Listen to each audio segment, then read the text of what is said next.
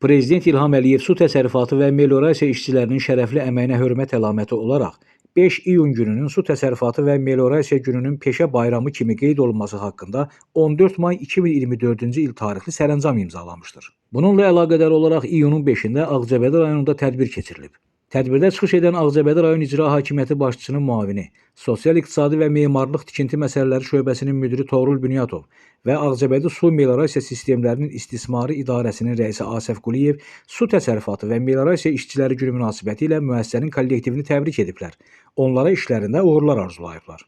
Öz işində səmərəli fəaliyyət göstərən bir qrup əməkdaş Ağcabədi rayon İcra Hakimiyyəti başçısının və Ağcabədi Su Meliorasiya Sistemlərinin İstismarı İdarəsinin fəxri fərmanları, eləcə də Su Ehtiyatları Agentliyi işçilərinin Birləşmiş Həmkarlar İttifaqının təşəkkürnamələri ilə təltif olunublar. Bundan sonra tədbir iştirakçıları Ulu Öndər Heydər Əliyevin abidəsinin önünə çiçəklər düzərək dahi rəhbərin xatirəsini ehtiramla yad ediblər.